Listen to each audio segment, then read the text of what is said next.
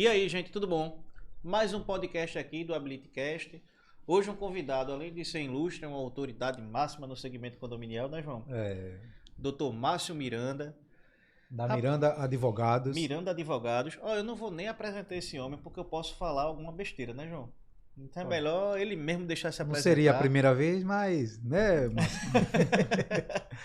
Márcio? Dr. Márcio Miranda. Dr. Márcio Miranda. Da Miranda Advogados, assessor jurídico do Secov, né?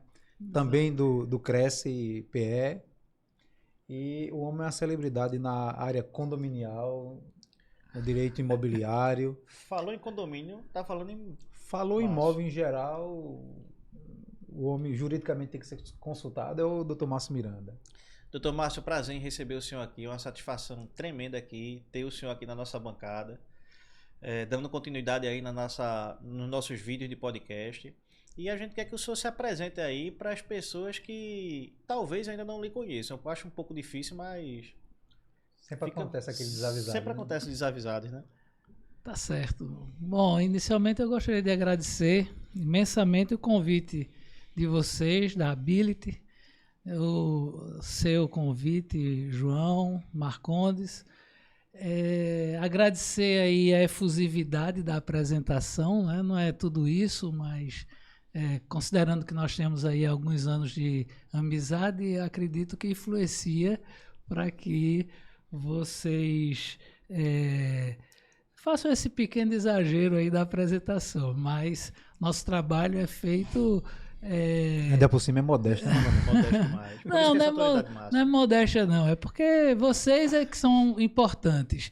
Na realidade, o nosso trabalho, o trabalho do advogado só é importante porque existem os clientes, existem as pessoas com quem nós convivemos, embora a gente não preste uma assessoria direto à empresa de vocês, mas por via transversa, como vocês são ligados ao Secov e o nosso escritório presta uma assessoria ao Secov, aí vocês conhecem de longas datas o nosso trabalho. Então, dentro de um contexto aí que vocês bem sabem, e eu realmente agradeço. João é uma pessoa com quem eu tenho mais contato do que Marcondes, porque João está mais presente lá nas reuniões do Secov. Pensei que era porque ele tinha mais problema do que eu, sabe? Porque o advogado geralmente... Advogado e médico não Eu acho que os problemas dele não são de advogados, né? São outros problemas que o advogado não resolve. Ele não é o sigilo, ele né? não trabalha na área criminal, não. Pois é. Bom, você pediu para eu me apresentar, já foi feita aí uma breve apresentação. Eu sou Márcio Miranda, sou advogado formado pela Universidade Católica de Pernambuco, turma 1993.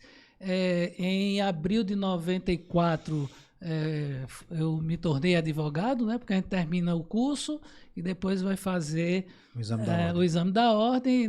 Naquele ano de 94, o exame foi em abril e eu...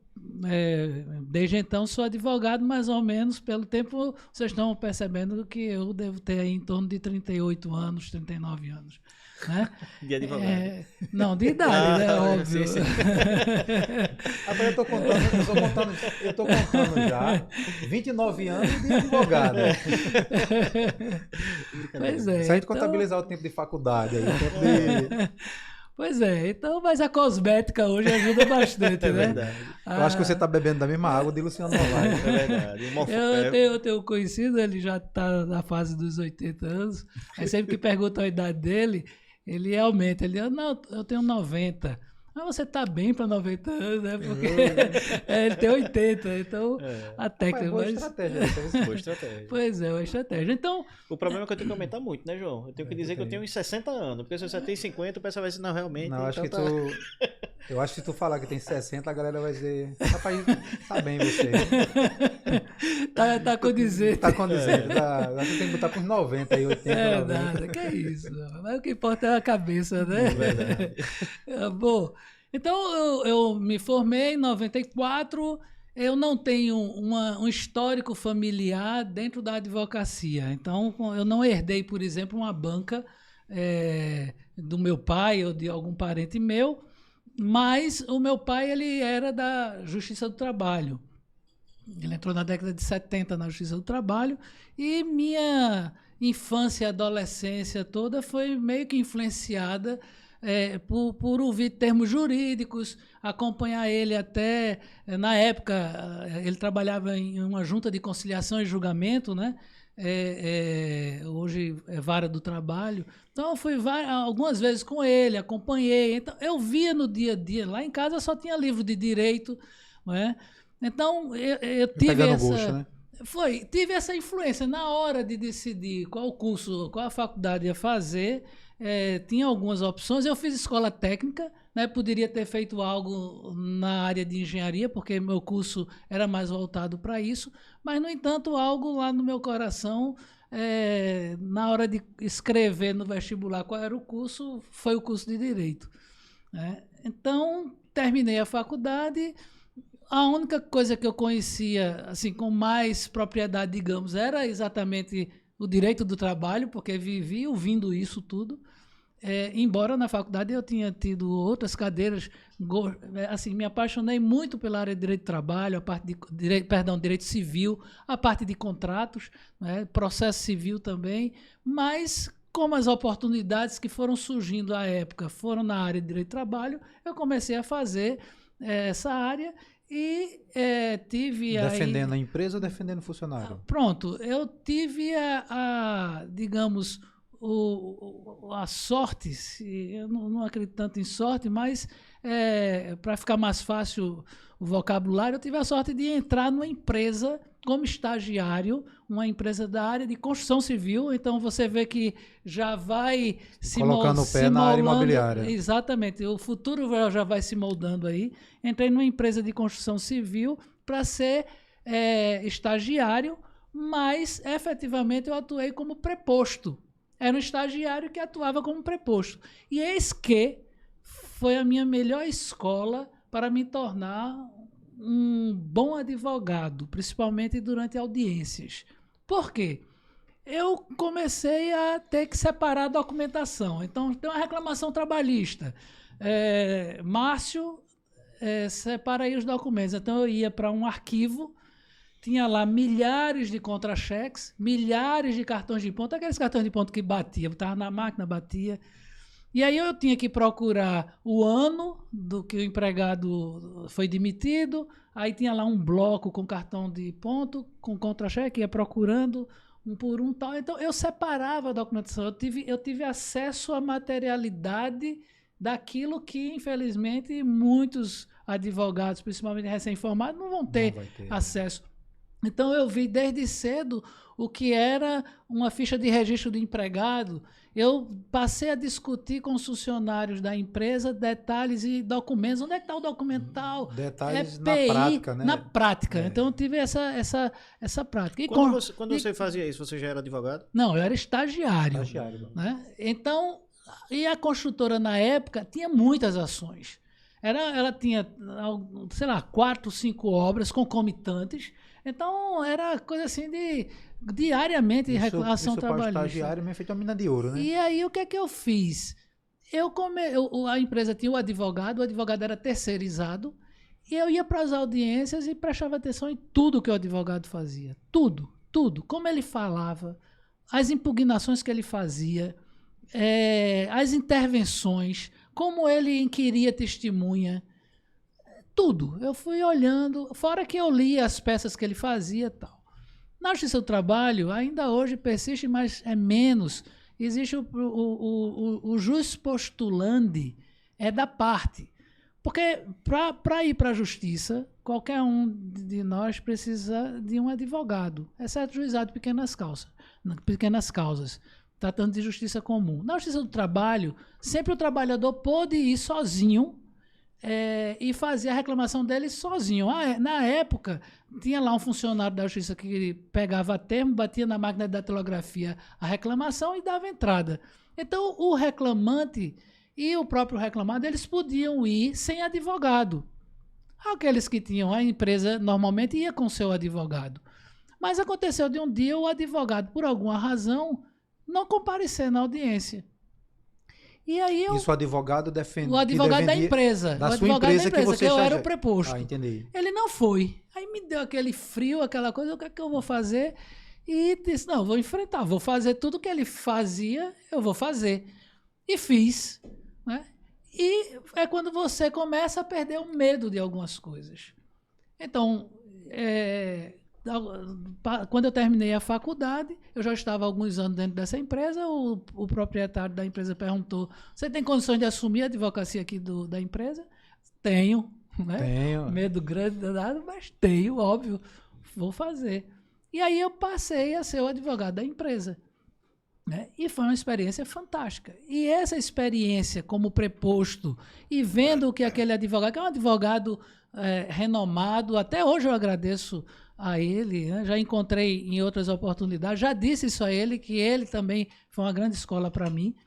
Então eu comecei a advogar. Depois eu saí dessa empresa, mas as pessoas que vão lhe conhecendo e vão vendo alguma coisa que você faz, tem um amigo que está com um problema e que é empresário, aí indica. Então eu cheguei, basicamente, o escritório chegou hoje, graças a Deus, no nível que está, com a grande quantidade de clientes, então, devido a esse boca a boca que ocorreu no início. Né? Eu tentei me esmerar o máximo possível no que fazia, também estudei bastante, eu digo muito que eu estudei, o que eu não estudei na faculdade, eu estudei depois, porque quando a gente sai da faculdade a gente pensa que acabou, mas não, aí é que você precisa estudar, aí é que você... Principalmente na área do direito, né, Marcos? Sim, principalmente... Até porque existe muita mudança na legislação. Exato, infelizmente aqui no Brasil nós temos uma mudança na legislação impressionante. Então, o estudo do advogado tem que ser permanente, tem que ser sempre. A gente não pode nunca achar que sabe de tudo.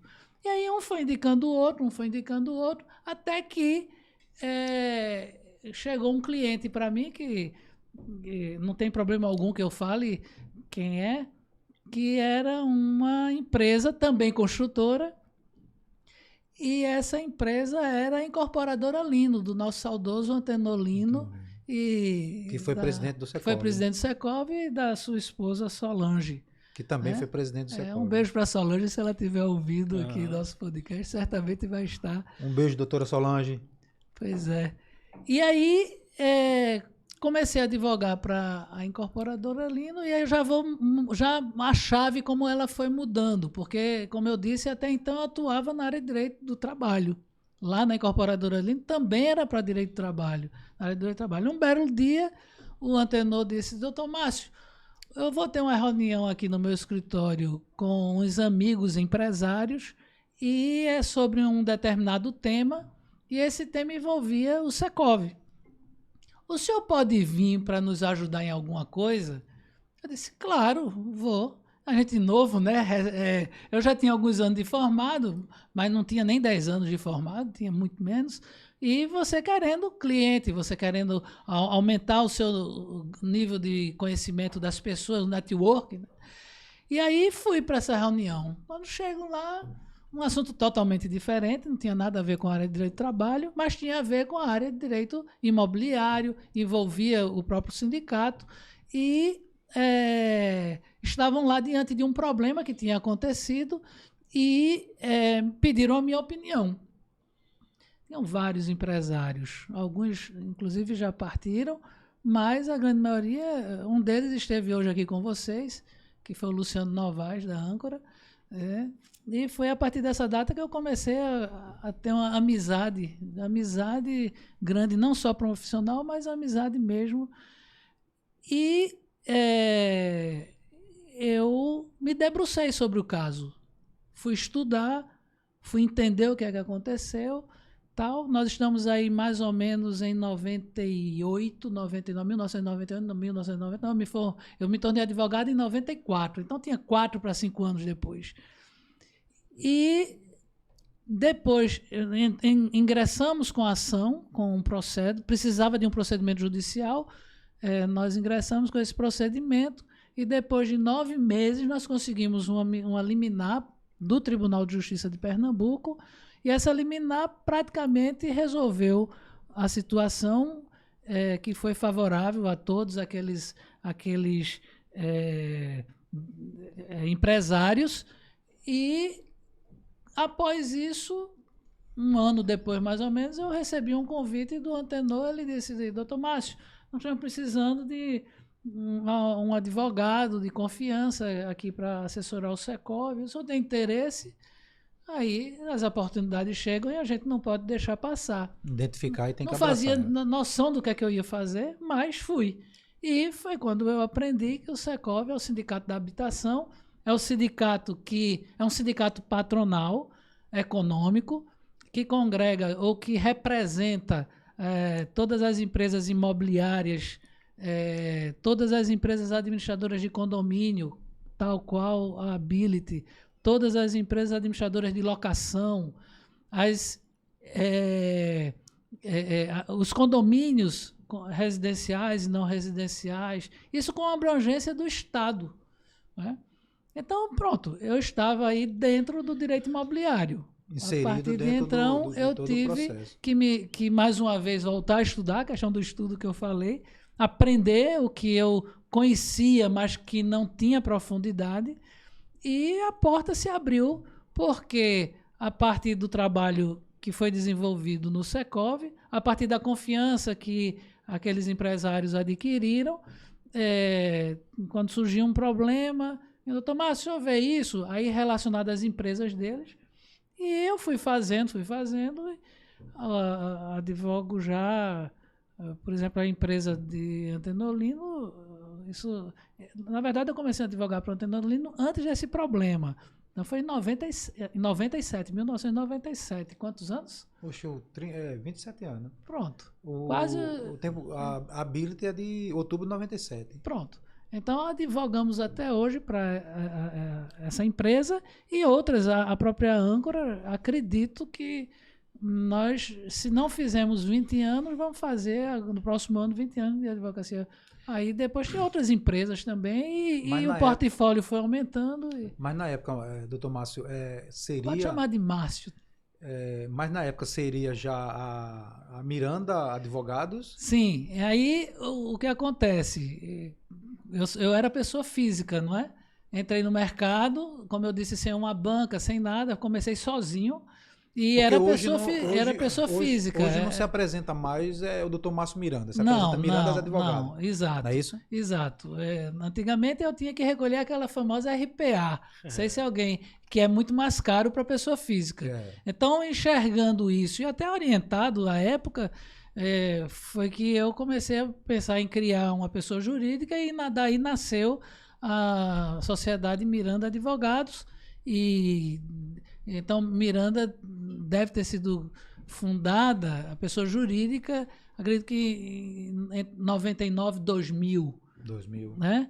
E aí, nesse sentido, foi só crescendo, você vai aumentando a quantidade de processos, sozinho você depois não consegue dar conta, aí começa a ter a necessidade de chamar uma pessoa, chama outra, vai contratando um advogado, contratando outro e tal. Hoje, eu acho que eu misturei a minha apresentação com a de Miranda, mas enfim, não, hoje... Mas está bem separado. Hoje não, desde aquela... uns 2 ou 3 anos, uns 2 anos após a fundação de Miranda, entrou como sócia a minha esposa, Rilane, que é advogada, é óbvio, né? Tem que ser de escritório de advocacia, tem que ser advogada, e ela ficou comigo como sócia. Depois o meu filho mais velho, Tiago, ele se formou em Direito, acredito que em 2017, e aí ele foi para o escritório também. Passou um período lá como estagiário e tal. Mas botou ele para pegar contra-cheque também, folha de conta? Não, ele não teve essa experiência. Ele já pega quando está no processo, né?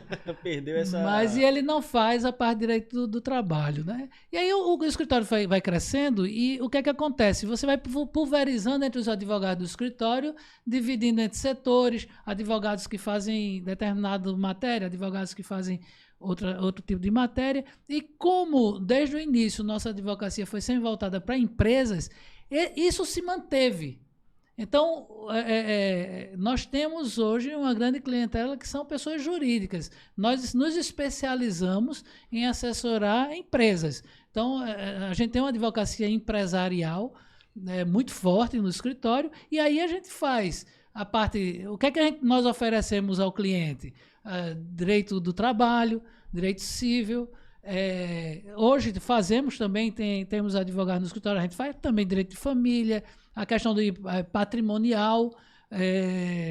Na parte do direito imobiliário, a gente atua muito com ações de despejo, ação de cobrança na área de condomínio. E, enfim, é isso que tem norteado. E a partir de quando o Tiago se formou, ele entrou na sociedade. Nós somos hoje 5 sócios, eu, Rilane, Tiago, doutora Aline e doutora Ana Luísa. E o Tiago hoje é o... Como é que se chama? O que manda? Majoritário? Não, ele não é majoritário sou eu. Aí senão me botam para fora, né? Para não me botarem para fora, eu tive que ficar com a minha quantidade de conta, né? Mas é o CEO, né? Que a gente não usa esse termo. Nós fizemos um contrato social, nós contratamos, com a entrada dele no escritório e desses outros sócios, essas 2 outras sócias, nós sentimos a necessidade de contratar uma empresa para nos profissionalizar. Então, contratamos uma empresa de São Paulo, especializada em consultoria para escritório de advocacia. Foi uma mudança radical. Depois dessa, nós tivemos a necessidade de contratar uma outra. Inclusive, contratamos uma que nos auxiliou a fazer o contrato social. Hoje, o contrato social da empresa prevê várias situações, desde a permanência do sócio a partir de idade ou não. Queriam que eu me aposentasse mais cedo. Eu disse, não, eu só saio daqui de bengala e numa ambulância.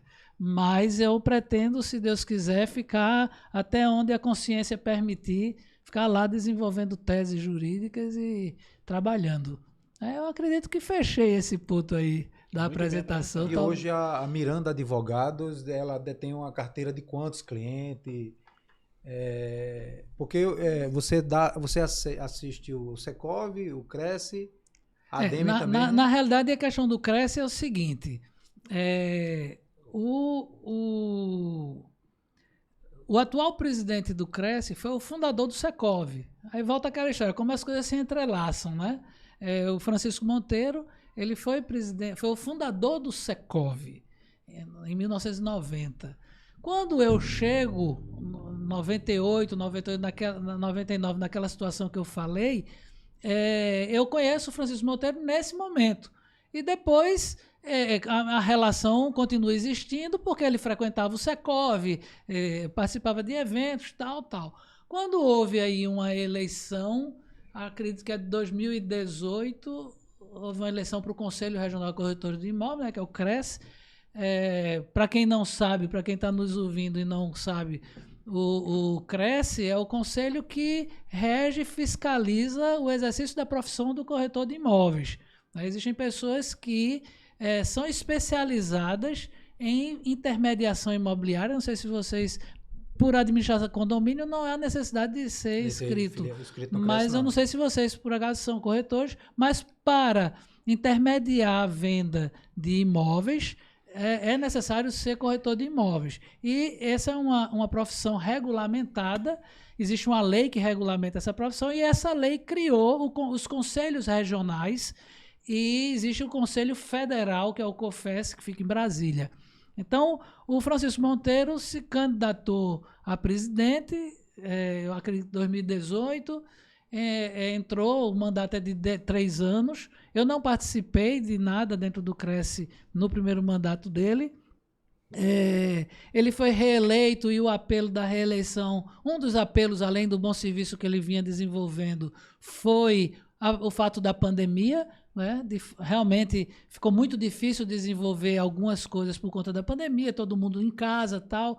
Então, o grupo que estava acompanhando ele concordou, entendeu que convinha ele se candidatar novamente, e ele foi reeleito. E setembro do ano passado, uma assessora jurídica, ela foi aprovada no concurso público, e ele me procurou questionando se eu tinha interesse em assumir, para mim, foi e está sendo uma experiência extraordinária, porque eu estou pela primeira vez, e aí eu assumi, hoje eu sou procurador jurídico do CRES Pernambuco, e a experiência é fantástica, porque eu estou lidando diariamente também com a área de direito administrativo.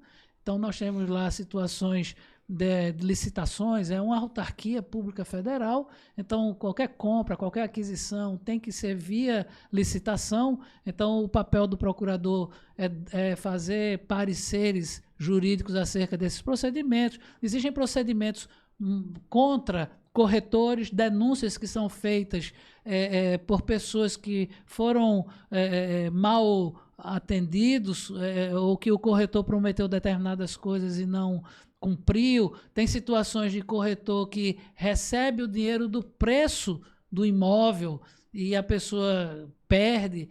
Infelizmente, essas situações acontecem. Então, o comprador, novamente, ele entra com um procedimento no CRES, que é uma denúncia, e a Procuradoria analisa o processo, dá um parecer, isso vai para uma plenária e vai se julgar se houve descumprimento ao Código de Ética ou não da profissão. Então, tem sido uma experiência fantástica. Eu já tinha lidado com direito administrativo em favor de clientes há alguns anos, clientes que participavam de licitação, mas agora eu estou do outro lado do balcão, digamos assim, vendo de perto como é e reconhecendo que não é fácil você ser o presidente e representar uma categoria tão grande, porque existem muitas incompreensões. Imagine que o presidente é da área de direito imobiliário, por sinal da área de administração de condomínio, né? E ele está lá e de repente chega alguém, amigo dele de anos, que cometeu uma ilicitude, alguma coisa, e acha que ele pode fazer alguma coisa, e vai lá e pede e tal, e ele não pode, porque ele está submetido à legislação e ele não tem como fazer isso. Então, o papel do presidente, como de todas as pessoas que exercem cargos de gestão, o presidente do Secov, né, embora não seja órgão público, mas existem insatisfações que são naturais, mas que as pessoas que estão na gestão não podem abrir mão, não podem abrir a guarda, sob pena delas serem responsabilizadas. O presidente do CRES, por exemplo, se ele cometer uma arbitrariedade, ele pode sofrer um processo criminal, ele pode ser obrigado a devolver o valor que foi indevidamente utilizado, né? Infelizmente, existem casos passados em que isso aconteceu. Isso ocorreram, né? Né? Então, aí foi minha história de sair da área de direito do trabalho e entrar na área de direito imobiliário do escritório. Né? Eu ainda faço a parte de direito do trabalho para alguns clientes. Quando tem essa matéria, eu atuo, mas tenho especialização também na área de direito empresarial. Ô, Márcio, pegando esse gancho da questão do CRES, porteiro de condomínio dá muito trabalho? Uso indevido da profissão, tu fala, né? Exatamente. Veja, por incrível que pareça, eu estou lá há 7, 8 meses. Eu vi um caso que está envolvendo um condomínio e a denúncia é de que o condomínio, através dos seus empregados, fazem intermediação para alugar apartamentos do prédio. Entretanto, isso tem que ser observado com muita cautela.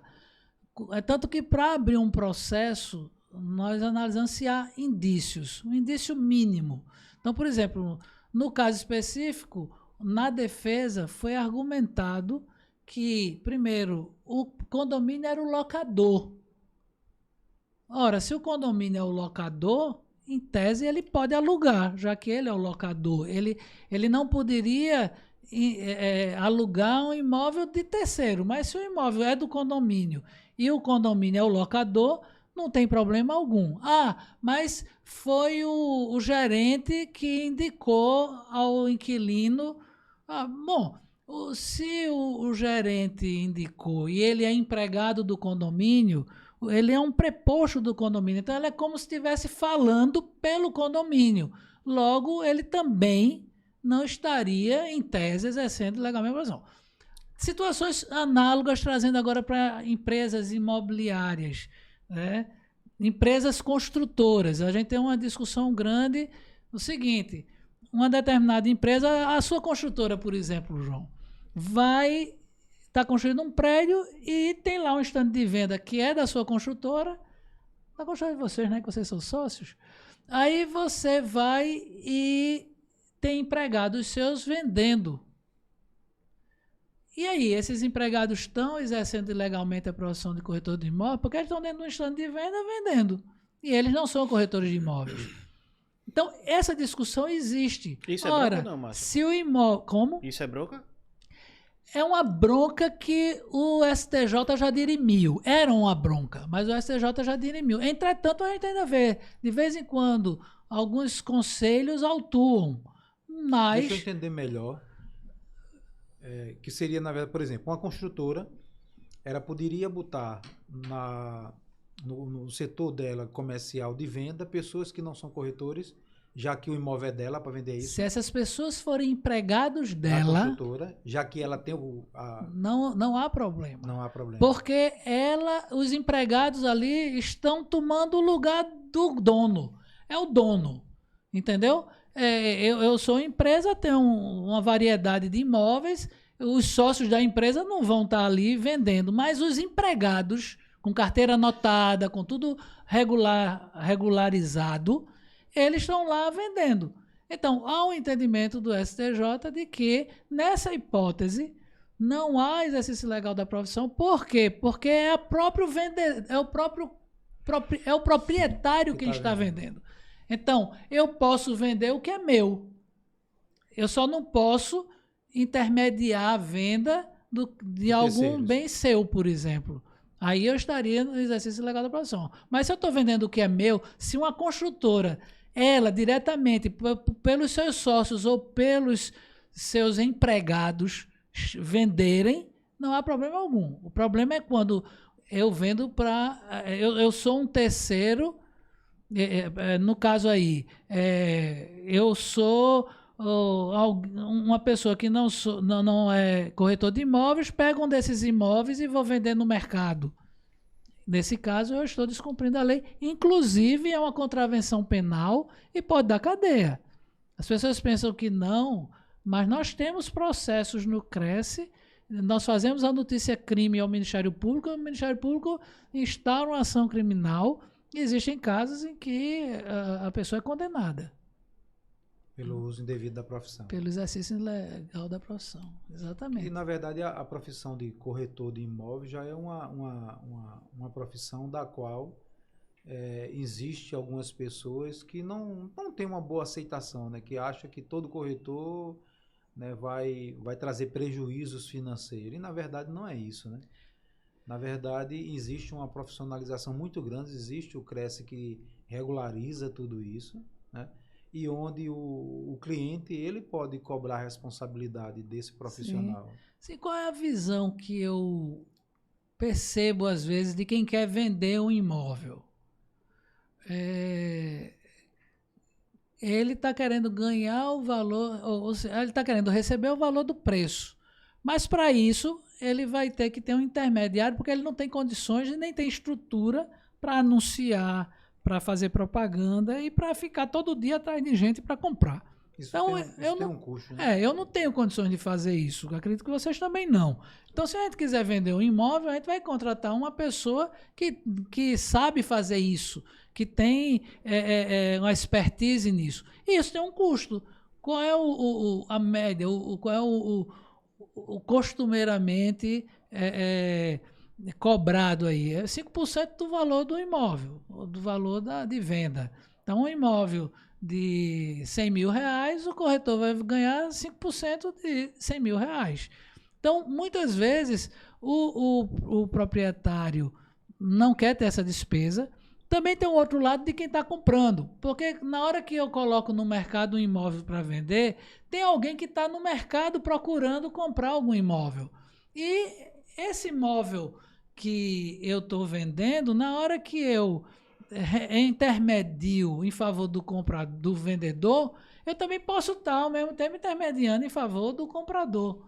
Então, às vezes acontece de você ter o mesmo corretor fazendo um trabalho para duas pessoas, né? Ou você tem, o que é mais comum, corretores diversos, um que está vendendo e outro que está comprando. E às vezes você tem a situação em que o corretor, por exemplo, não faz contrato de corretagem. Então, fez um negócio, todo mundo, comprador pagou, vendedor recebeu e o corretor não recebeu e não tem contrato para provar nada. Às vezes precisa de prova testemunhal para provar que intermediou aquilo ali. Agora, infelizmente, como eu disse há poucos minutos, a gente vê muitos casos de corretores também que não agem de forma legal. Nós temos um código de ética que precisa ser seguido pelos corretores e, infelizmente, a gente encontra coisas erradas mesmo, questão de roubo mesmo, orientação inadequada, não explica exatamente que naquela rua onde eu estou querendo alugar o imóvel, quando chove, a água entra pela janela. Então, a pessoa vai lá, quer alugar um imóvel, o corretor diz, olha, isso aqui é ótimo, não sei o quê, não explica nada, a pessoa gosta, o aluguel está bom, aluga quando entra. Daqui a meses, quando chove, a pessoa está inundada ali. O corretor tem responsabilidade, principalmente após o advento do Código Civil, do novo Código Civil, tem lá um capítulo específico sobre a corretagem e diz que o corretor se responsabiliza também pelos prejuízos que o comprador vier a ter por uma má prestação do serviço, não é? Então, o corretor ele é responsável, sim, se ele faz uma venda ou um aluguel e não dá as informações adequadas, não vai atrás de ver se quem está vendendo é realmente o proprietário do imóvel. E aí, na nossa área do direito, nós temos a due diligence, que é um instrumento que normalmente as pessoas que querem comprar imóveis, elas contratam o escritório e nós fazemos uma pesquisa profunda na vida do vendedor, da mulher do vendedor, se for o caso, e em cima de todos os bens que eles tenham, para saber se eles têm dívidas, o que é que existe. Se for pessoa jurídica, a gente vai atrás dos sócios e tal. Por quê? Pode acontecer, já aconteceu, a gente já teve situações que isso aconteceu. Você desembolsa aí R$1 milhão para comprar um imóvel e depois que você é surpreendido com a informação de que quem vendeu tinha uma dívida trabalhista de R$5 milhões e aquele imóvel vai servir para pagar essa dívida. Então, isso precisa ser muito bem estudado. Né? Eu digo sempre, quando uma pessoa está com algum problema, a pressão sobe, né? O coração bate mais rápido, vai para onde? Para o hospital. Vai para o médico, procura o cardiologista, procura o geriatra, no caso de vocês. Né? Agora, quando a pessoa está com um problema jurídico, está com uma questão que envolve milhões às vezes, quer fazer sozinho. Não procura um médico, não procura um advogado ou não procura um corretor, que é quem pode ter essa condição de dar, de informar os problemas que existem. Eu estava com uns aceleramentos no coração, aí quando eu procurei o médico, ele disse que era quando eu estava perto de João. Quando ele chegou, ele viu assim e disse que... A gente precisa saber só se isso é tensão ou é amor, né? Eu acho que é amor. É amor, né? É muito grande. Eu também acho, deve ser. Carinho, eu peguei esse menino para criar desde cedo. Fogo, né? É um visionário, pô. Ele pegou para criar quando era criança para poder criar dele quando ele tivesse velho, entendeu? Isso é um visionário. bem pensado. É mais barato do que pagar uma cuidadora. Cuidadora, claro. Mais confiável, né, João? Depois a cuidadora já tá recebendo agora. O carinho que você dá a ele já tá pagando. Ô, Márcio, você também, junto do Secov, faz parte da Câmara Arbitral, não é isso? Sim, você poderia falar um pouco sobre isso? Posso, claro. Uma das coisas extraordinárias que aconteceu foi o advento da arbitragem. No Brasil, a arbitragem entrou em vigor a partir de uma lei de 97, O autor da lei era o então senador Marco Maciel, saudoso também, Marco Maciel. E é uma forma de você resolver seus litígios sem precisar se socorrer do Poder Judiciário. Que está abarrotado de processo. Que infelizmente está abarrotado de processo. Infelizmente, todos nós sempre ouvimos que a justiça é morosa, tal. E, de fato, a gente tem que reconhecer o seguinte: existem causas extremamente complexas no Poder Judiciário e que um magistrado precisa se debruçar para... existem processos com milhares de páginas. E a estrutura também não é muito boa. Você tem escassez de funcionários, não é? Tem escassez de juízes também. E imagine todos nós aqui, a grande maioria da população hoje litiga. Depois da Constituição de 88, a Constituição Cidadã, o acesso à justiça ele foi universalizado de uma forma que antes não era.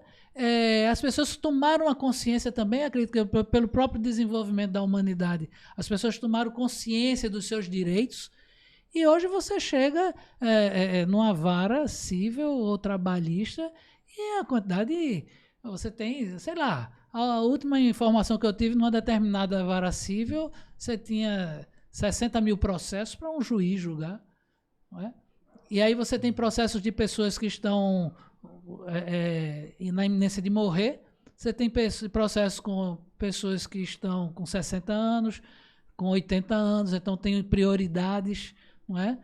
Então, a arbitragem ela veio exatamente num momento auspicioso, porque nós tivemos a condição de aliviar, vamos usar esse termo, esse ônus que estava em cima apenas do Poder Judiciário e dos magistrados.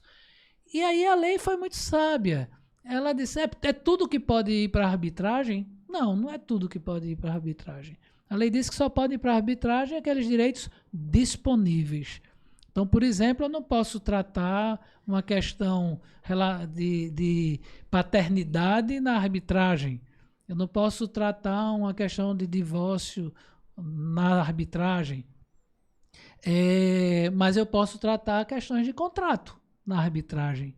Você celebrou um contrato comigo, nós vamos colocar lá uma cláusula dizendo que se nós tivermos alguma divergência, algum litígio, esse litígio vai ser resolvido via arbitragem e aí nós vamos poder estipular nessa cláusula o árbitro que vai dirimir, e aí pode haver um consenso entre nós, ou nós vamos escolher uma entidade que faça esse trabalho, uma câmara arbitral, um outro órgão. No nosso caso, você que fez a pergunta sobre o Secov, enxergando essa necessidade do mercado imobiliário de dar mais velocidade às soluções, algumas questões que não são complexas, foi em busca de soluções. Num primeiro momento se tentou ainda trazer se era possível criar varas especializadas em direito imobiliário, mas isso realmente ficou muito difícil. Foi quando nós descobrimos que um Secov, que era o Secov Goiás, ele tinha criado uma câmara arbitral, e nós fomos, o presidente à época era Luciano Novaes, nós fomos até Goiás e conhecer a experiência deles, tal, uma experiência exitosa, e importamos, né, a ideia da Câmara Arbitral aqui no Secov. E nós, basicamente, tratamos ou recepcionamos lá ações de despejo, ações de cobrança, tanto de locação quanto de taxa condominial. Embora não seja esse o único foco e o único nicho que a gente atua, mas são essas as demandas que vão principalmente para a Câmara. E algumas coisas importantes para os senhores e para os nossos ouvintes e espectadores, né? a sentença proferida por um árbitro, de acordo com a lei, é uma sentença judicial. E ela não precisa passar pelo crivo de um juiz togado. Então, o árbitro, isso são palavras da lei, o árbitro, na hora que ele está julgando, ele é juiz de fato e de direito. Veja a responsabilidade. Veja que nível de segurança jurídica você traz para as partes. O árbitro, no momento que ele está julgando, ele é equiparado a um servidor público, e a sentença que ele e no ato que ele está produzindo, ele é juiz de fato e de direito, e a sentença que ele profere é uma sentença judicial, tanto que os cumprimentos de sentença, das sentenças advindas de arbitragem, elas não vão para a vara de execuções de títulos extrajudicial, elas vão para uma vara normal, e o cumprimento de sentença se dá na justiça comum. Então, são situações que vieram a facilitar de forma imensa a vida dos empresários e de pessoas físicas também que fazem contratos e que não são contratos regidos pela lei do consumidor, por exemplo. Não é? Uma outra novidade que veio a partir de 2015, houve uma alteração na lei e é possível ao árbitro conceder tutela de urgência também, aquelas liminares.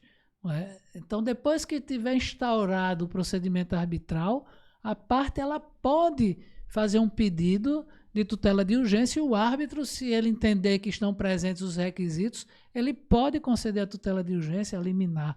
Como também, se no contrato entre as partes tiver uma cláusula compromissória, mas por qualquer razão de urgência, uma das partes preferir ir para a justiça comum para pedir a liminar, uma tutela de urgência, pode.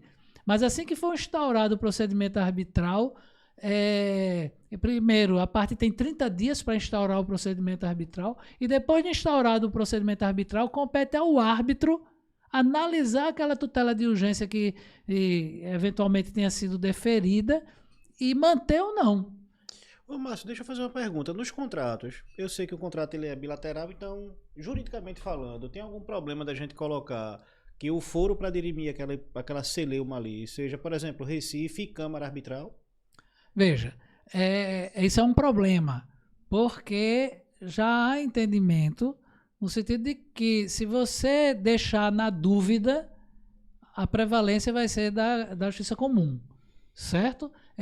Tanto que se fala muito em cláusula arbitral aberta e fechada. A aberta é aquela onde você já indica o árbitro ou o órgão arbitral onde vai ser instaurado o procedimento. Uma cláusula fechada é aquela em que você diz que qualquer dúvida, qualquer litígio será dirimido via arbitragem, mas não especifica onde, como, qual o órgão, quem é o árbitro e tal. Nesse caso, você tem um procedimento na lei, artigo 7º, onde você vai ter que ir para o judiciário definir, certo? É mais trabalhoso, demora um pouco mais. Agora, se você colocar uma dúvida, o entendimento é que prevalece a competência da justiça comum. Agora, você pode colocar que qualquer litígio envolvendo as partes desse contrato será dirimido via arbitragem, especifica qual é o órgão, tal, e pode colocar que a execução daquela sentença vinda da arbitragem ocorrerá no foro da comarca de Olinda, de Recife, de Olinda, onde for. Um detalhe importante é que a sentença arbitral ela é irrecorrível, que é um outro ponto de vantagem.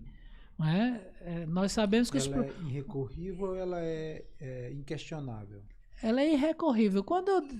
Bom, você foi inteligente a sua pergunta. Porque existe um artigo na lei que fala das hipóteses de nulidade da sentença arbitral. Então, o árbitro e o procedimento arbitral e a sentença têm que observar aquilo que está na lei e no regulamento interno da Câmara ou da entidade que está desenvolvendo a arbitragem. está administrando a arbitragem. Então, se houver descumprimento de qualquer uma dessas normas, o artigo, parece que é o artigo 30 da lei, ele especifica as hipóteses de nulidade. Então, se houver descumprimento de qualquer uma daquelas situações,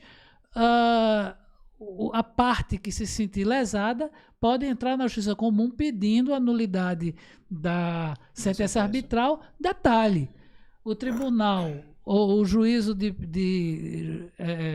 o juízo togado, ele enxergando que existe aquela nulidade, ele vai declarar a nulidade, decretar a nulidade, mas vai devolver para o árbitro para ele sanar aquilo ali, reformular aquilo ali.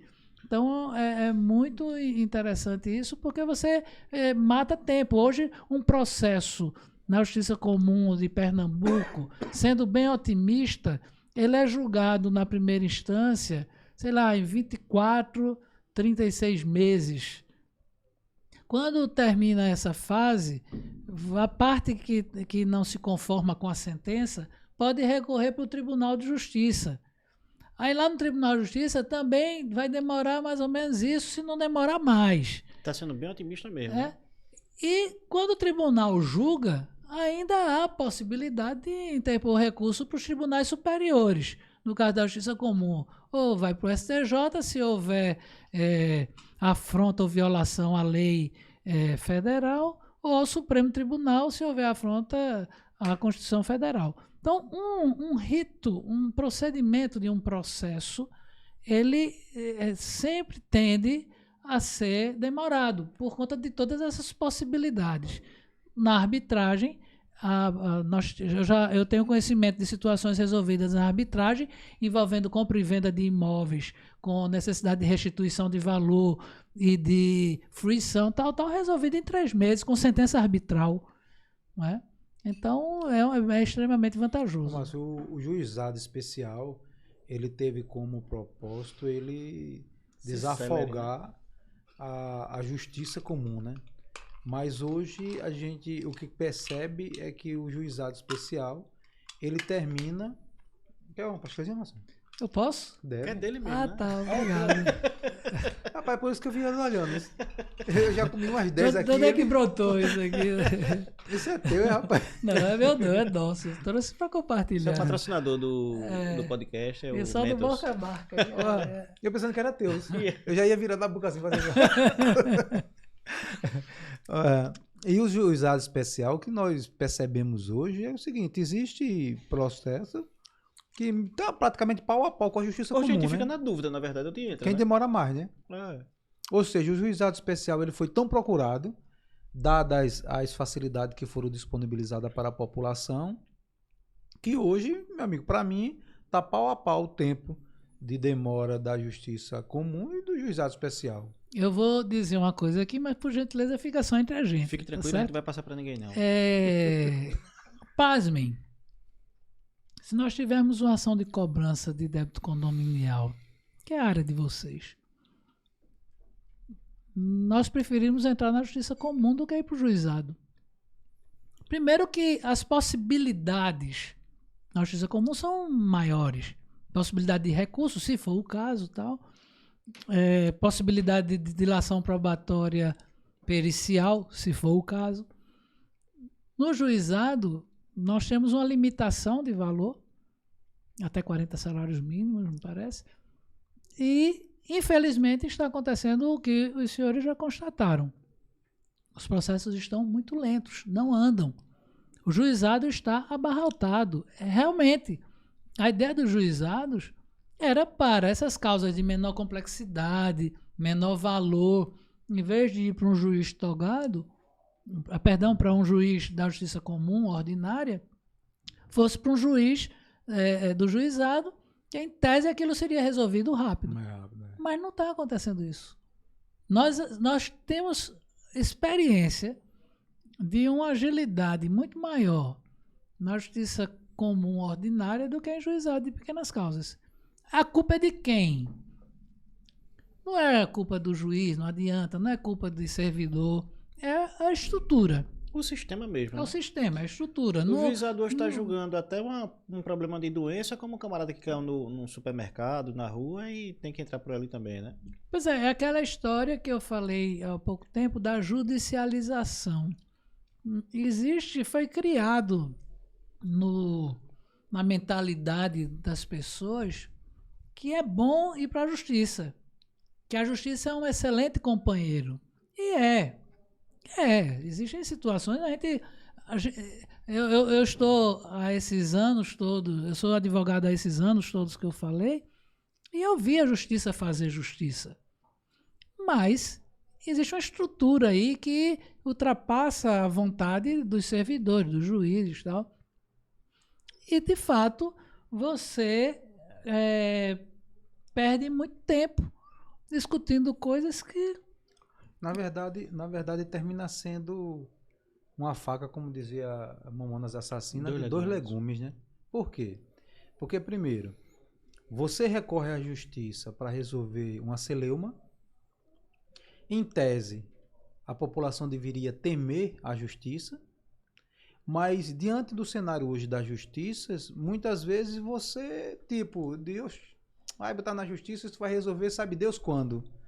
E termina as pessoas negligenciando determinadas situações, apostando que não vai para a justiça, e se for, vai demorar muito tempo para resolver, ou não vai se resolver, e termina a própria justiça, ela sendo refém de uma situação que é criada por ela mesma. Porque se você não atende, porque se a nossa justiça ela fosse séria, ela fosse objetiva, e ela cumprisse realmente seu papel, eu entendo que a gente teria bem menos processo, porque as pessoas iriam temer mais a justiça. Tem muita gente hoje, eu falo isso por alguns devedores de condomínio. Infelizmente isso acontece. Bota aí, chega lá, eu vou fazer acordo, vou... Sim. Muita gente que não conhece, não sabe. Sim. O RIT processual. Aí eu vou sugerir pagar em quantas vezes? Quero ver o juiz me obrigar verdade. a eu pagar sem eu ter dinheiro. Isso é verdade. A gente enxerga, a gente vê isso constantemente, pessoas que estão devendo. Sei lá, eu tive uma situação que era o seguinte, uma senhora de 80 anos, o marido morreu, deixou um imóvel, e era esse imóvel utilizado para fazer uma renda a mais para ela, para que ela pagasse com plano de saúde e tal. Então, essa senhora, ela tinha uma pensão e tinha a renda de aluguel de um imóvel que o marido deixou, o único imóvel que ela tinha de renda. Pronto, o inquilino começou a devendo. Eu acho que no terceiro ou quarto mês foi ajuizada a ação, porque fica tentando, pague. Aquele espírito de não ir para a justiça logo, né? Pague, a pessoa enrola, não, vou pagar, mas chegou um momento que foi para a justiça. Foi ajuizada a ação e, infelizmente, o processo não andava. Passou 1 ano, 2 anos, 3 anos, essa senhora já estava com 83 anos. Uma senhora que andava com uma dificuldade imensa. Aí ela tinha, não sei, uma sobrinha, quem era. Aí eu fui várias vezes falar com o magistrado.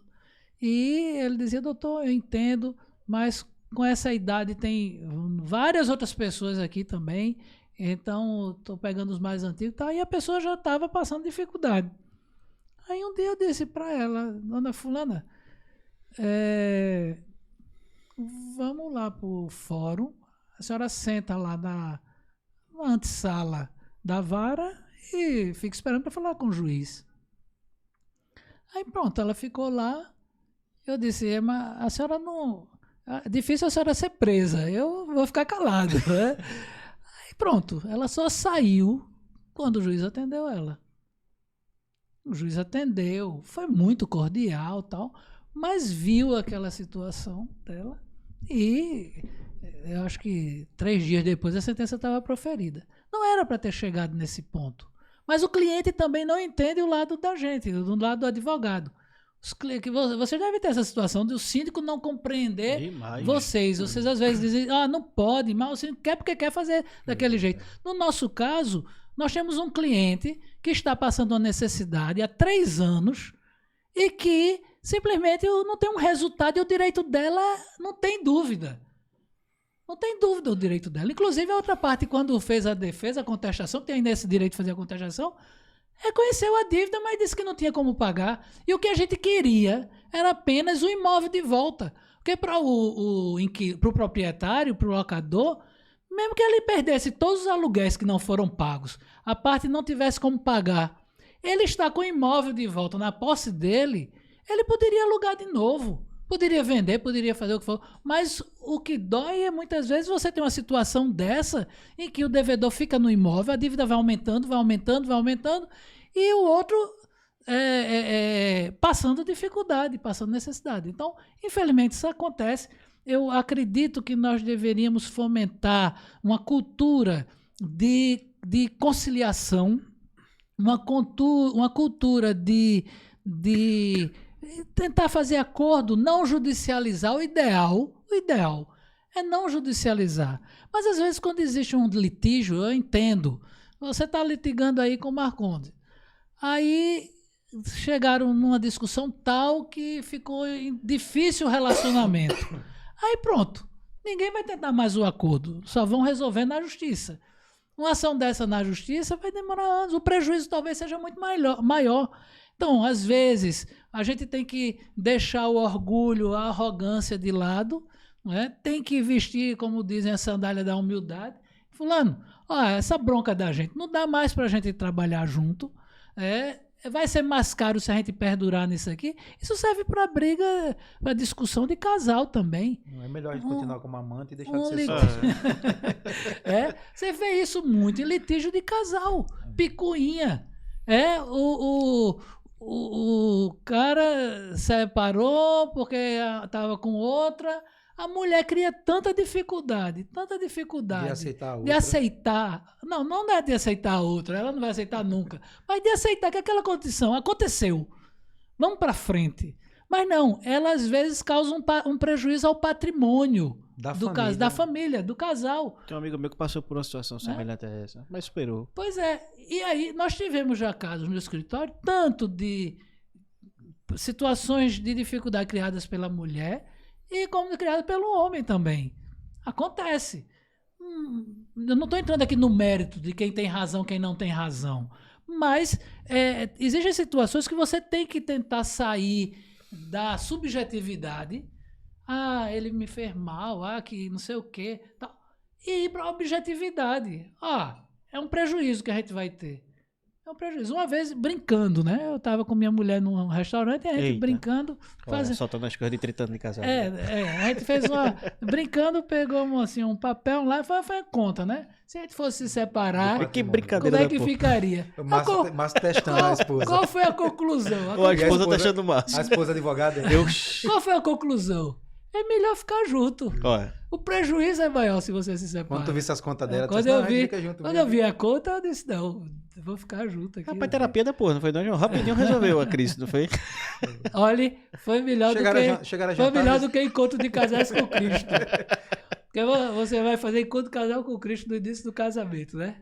Aí chega lá num determinado momento que eles, não sei se vocês fizeram, mas eles separam assim os casais, cada um vai para um canto e diz assim: vocês têm que falar aquilo que está no fundo do coração de vocês, que você não aceita do outro.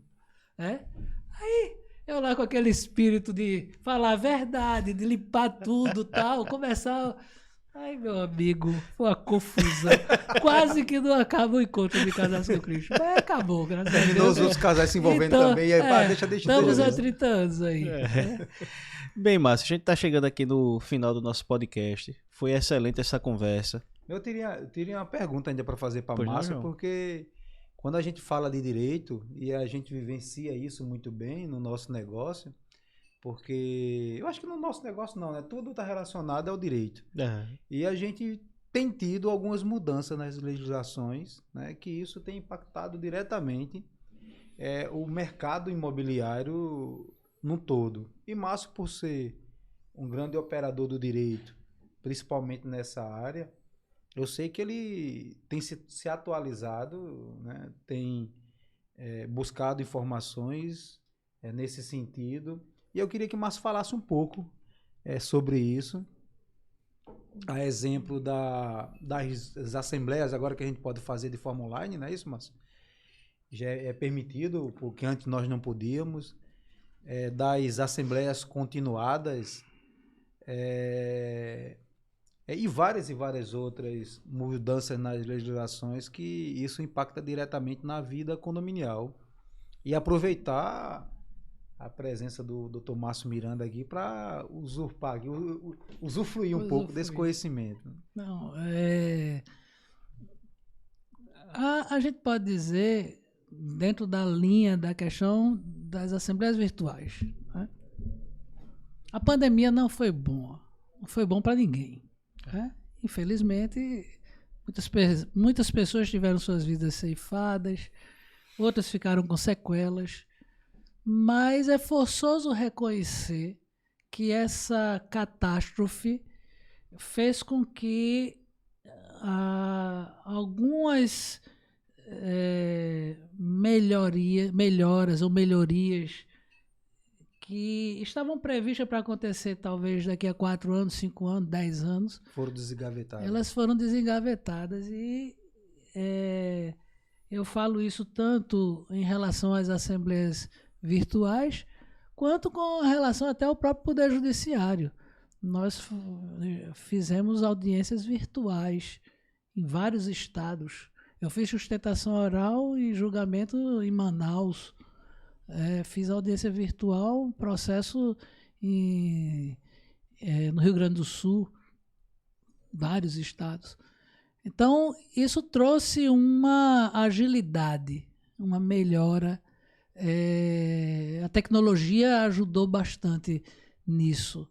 Então, diante da necessidade de dar andamento à vida, dar andamento aos processos, dar andamento às decisões, foi permitido que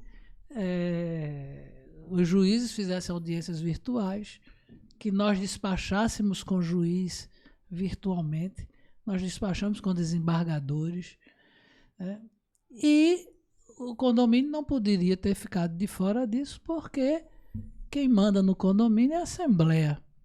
E a Assembleia só pode deliberar por meio de reunião. E a vida toda nós fizemos reuniões presenciais, aquelas belas reuniões que vocês conhecem. E aí, como fazer? Foi quando, durante a pandemia, no auge da pandemia, saiu uma lei que alterava provisoriamente o Código Civil, e lá vinha a possibilidade, acho que foi o regime jurídico emergencial. Outubro de 2022, né?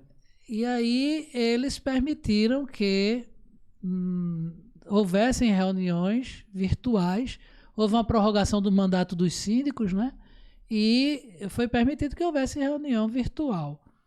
Depois, aproveitando o embalo dessa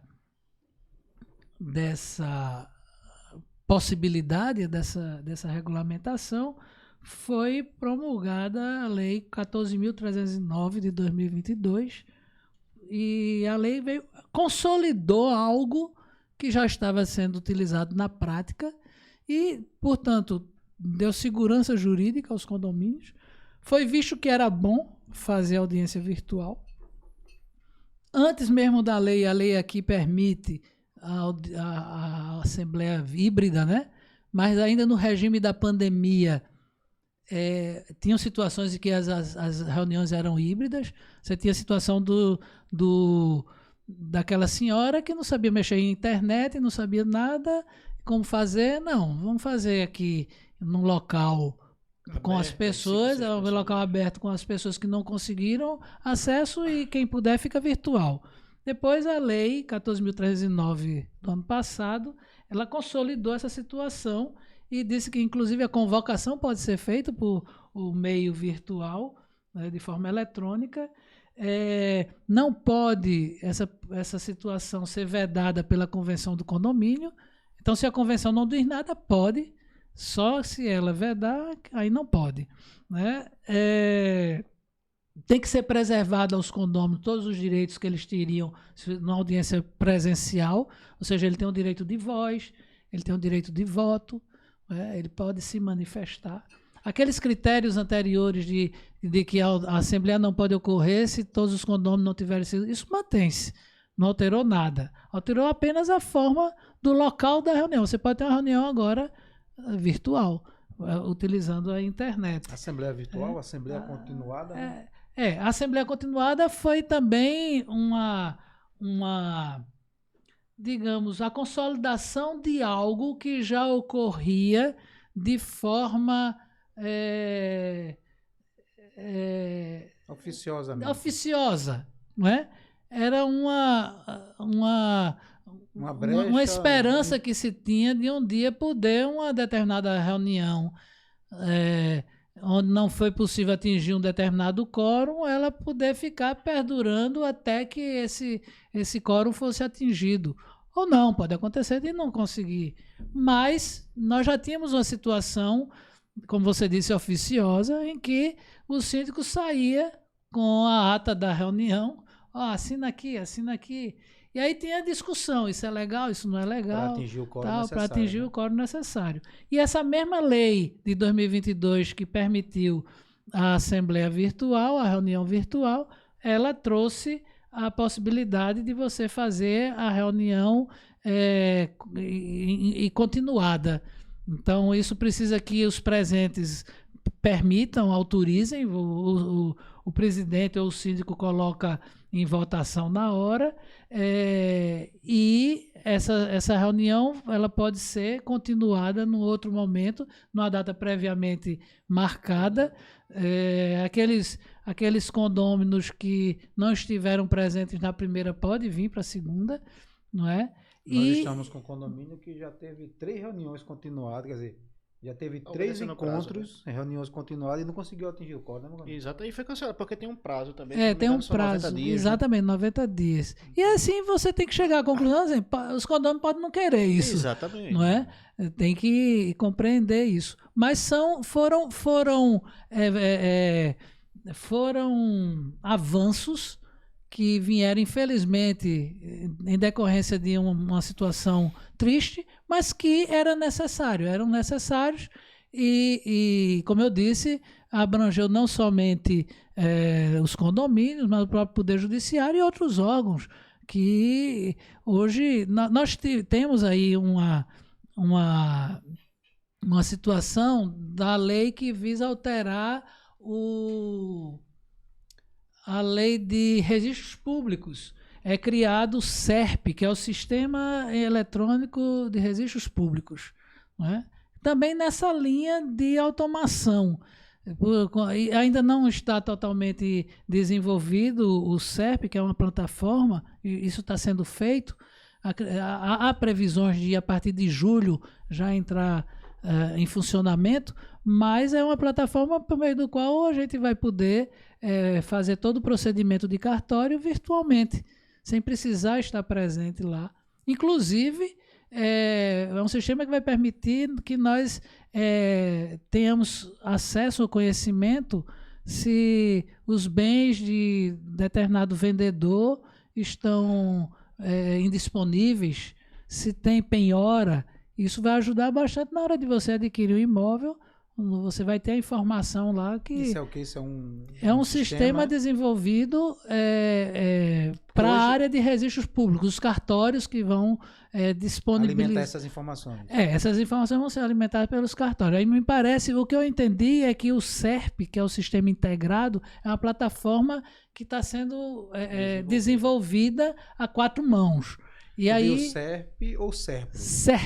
SERP é Sistema Eletrônico de Registros Públicos, SERP. Tem o SERP também, né? Que é o Sistema Acho que é do governo, né? SERPRO, é o SERPRO, né? O SERPRO que é de processamento de processamento de dados, essas informações todas. Exato. Então significa o seguinte, ele estaria entregando de forma, vamos dizer assim, digital aquelas certidões que a gente tira no cartório, que tem que esperar o prazo do cartório liberar. Exatamente. Que é aquelas certidões vintenárias, né? Exatamente. Isso aí é um avanço espetacular. E tivemos também, com essa mesma lei da questão dos registros públicos, a possibilidade também de fazer a adjudicação compulsória extrajudicial. A adjudicação compulsória é aquela situação em que João comprou um imóvel de Marconi pagou tudo, João pagou, tal, e depois Marcondes se recusa a assinar a escritura definitiva de compra e venda. Então eu tinha a possibilidade de entrar com ação na justiça, pedindo ao juiz o que chama a adjudicação compulsória, ou seja, o juiz vai proferir lá uma decisão e essa decisão substituiria a assinatura de Marcondes na sua escritura. Hoje, com essa lei, que é a Lei 14.382 de 2022, a gente vai poder fazer a adjudicação compulsória de forma extrajudicial. Ou seja, a gente percebe que existe aí um movimento muito grande para você, na medida do possível, desburocratizar e se afastar do judiciário.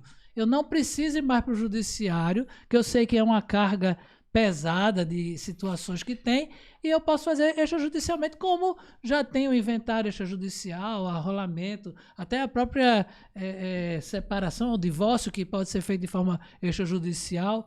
Né? Então, isso são maneiras, são situações que o legislador vem enxergando também para tentar afastar um pouco daquela máquina do judiciário que grande trave. Não é só morosa, do judiciário. Né? Na verdade é o seguinte, hoje as certidões que o João bem colocou aí, rapidez, meu amigo, um negócio que a gente precisa com celeridade, às vezes não acha, e tem que voltar ao cartório 2, 3, 4 vezes para pegar uma simples certidão, né, João? Meu amigo Márcio, eu achei extraordinária a sua entrevista, as informações que vocês nos trouxeram, eu acabei me atualizando. Exatamente. O interessante é que ele fala maciozinho, dá uma tranquilidade pra gente, né? Dá uma tranquilidade da preocupação, que tem umas 3 leis aí que eu vou ter que estudar elas de novo, que eu tava meio esquecido. Rapaz, tem uns negócios aí que a gente vai ter que se atualizar. Não precisa estudar não, é só contratar a gente que a gente dá isso de bandeja pra você. A gente tá fazendo as adequações financeiras, né, Marconi? Exatamente. Exatamente pra gente chegar num patamar de ter condições de contratar a assessoria jurídica da Miranda. Rapaz, a adequação que pra gente que será uma honra ter vocês no nosso portfólio. É a adequação que só quem tem que fazer, viu, João? Quando a gente tiver com a assessoria da Miranda, a gente vai tá tranquilo, vai saber que tudo tá... Ou não, né? Porque advogado é investimento, né? Advogado é investimento. Só que nós somos advogados que sentimos a dor do nosso cliente. Nós nos consideramos, aí eu estou falando realmente sério, nós temos um manifesto do nosso escritório, a partir daquelas consultorias que eu disse que nós contratamos, nós fomos levados a não criar aquilo que todo canto você tem, missão, visão, não sei o quê. Não, vamos criar um manifesto. É um manifesto de Miranda Advogados. E nesse manifesto nós colocamos todas as premissas e os princípios que o escritório, sobre os quais o escritório se norteia. Inclusive, em um determinado momento, a gente teve uma situação com um cliente, como fazer, como resolver, não sei o quê. Aí, vamos para o manifesto. O que é que o manifesto diz? Aí fomos lá, não é um livro, não, é só um negócio assim. Estava lá.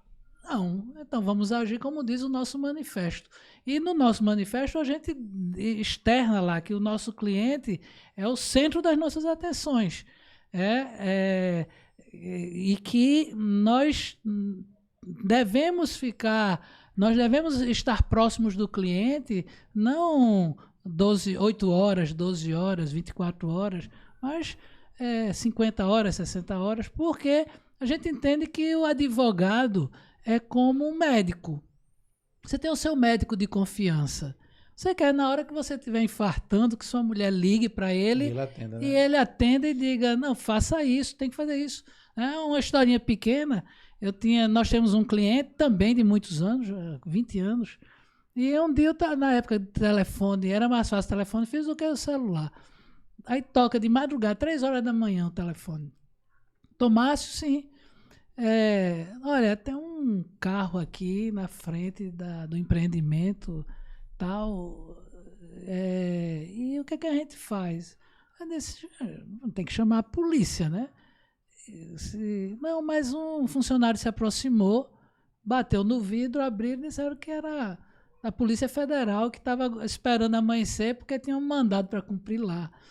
Aí eu disse, olha, essa hora é difícil a gente saber se isso é verdade, é mentira, um carro cheio de gente e vidro fumê e tal. Mas me veio na cabeça, onde é que tem Polícia Federal de plantão e tal? Não, no aeroporto tem. No aeroporto tem que ter Polícia Federal de plantão lá.